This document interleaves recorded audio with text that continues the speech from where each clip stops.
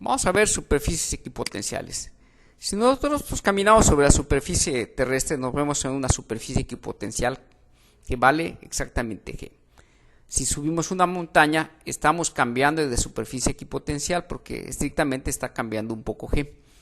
En el caso eléctrico es similar. Tenemos un campo eléctrico debido a una carga puntual, que es un campo radial.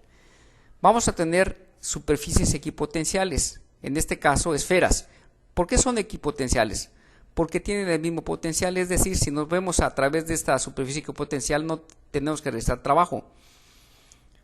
Si una carga se mueve, por ejemplo, en la superficie equipotencial de 50 volts, va a tener siempre 50 volts. En cambio, si queremos pasar de la superficie de 50 volts a la de 70 volts, tenemos que realizar un trabajo. Pero si nos vemos en esta esfera, nos estamos viendo en una superficie equipotencial y no se realiza trabajo. Noten que el campo eléctrico va perpendicular a la superficie equipotencial. En este caso del dipolo, tenemos el campo eléctrico característico de un dipolo eléctrico y en este caso las superficies equipotenciales ya no son esferas, son elipsoides. Si nos movemos en el elipsoide, no cambia el potencial eléctrico. Cada elipsoide tiene entonces su correspondiente potencial. Si ponemos un dipolo con el mismo signo, vean cómo se transforman las superficies equipotenciales. Van cambiando y cada superficie equipotencial tiene su valor. Igual el campo eléctrico siempre va a ser perpendicular a estas superficies equipotenciales.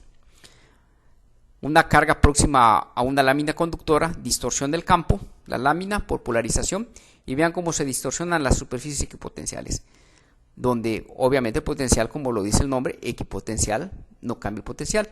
El campo eléctrico sigue siendo entonces perpendicular a las superficies equipotenciales. Vamos a ver matemáticamente cómo está la relación de campo eléctrico y potencial eléctrico. Entonces vamos a hablar del gradiente de potencial. Sabemos que el potencial es igual al integral de AB de E punto delta L, que es lo mismo que la diferencia de potencial va a ser la integral de BA de delta B.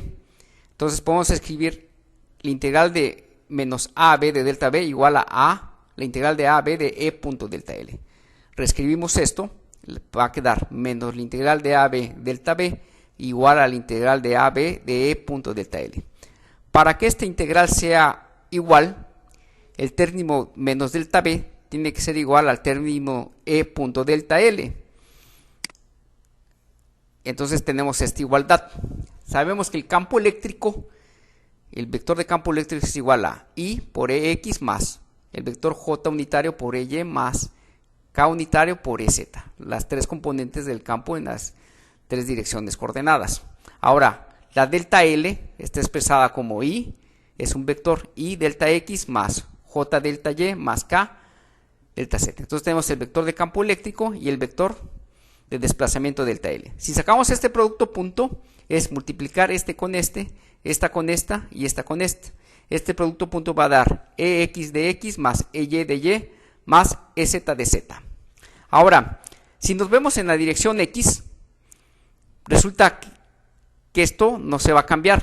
Entonces, el cambio en el potencial en la dirección X va a ser EX de X. Lo mismo podemos hacer para movernos en delta Y y en delta Z.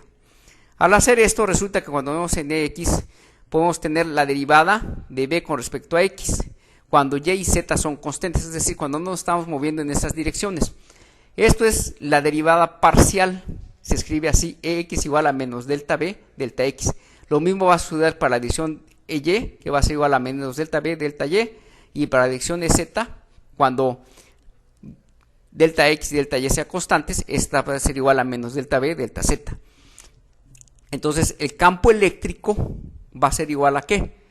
Va a ser igual a menos I delta B, delta X más J delta B, delta Y más K delta B, delta Z. Pero sabemos que el gradiente de F es un operador matemático que aplicado a una función escalar queda como igual a este es el operador gradiente y la derivada parcial con respecto a X, la derivada parcial con respecto a Y en J, K con su componente de derivada parcial delta con respecto a Z aplicada a la función escalar. Como este operador matemático acá B es un escalar, se le está aplicando este operador matemático que obtuvimos de este análisis previo, entonces resulta que el gradiente del potencial menos el gradiente potencial va a ser igual al campo eléctrico. Esta es una ecuación muy importante que relaciona al campo eléctrico con el potencial eléctrico. Entonces, el gradiente de potencial con signo negativo da el campo eléctrico. Una función escalar como es el potencial eléctrico lo estamos convirtiendo en un vector, el vector de campo eléctrico.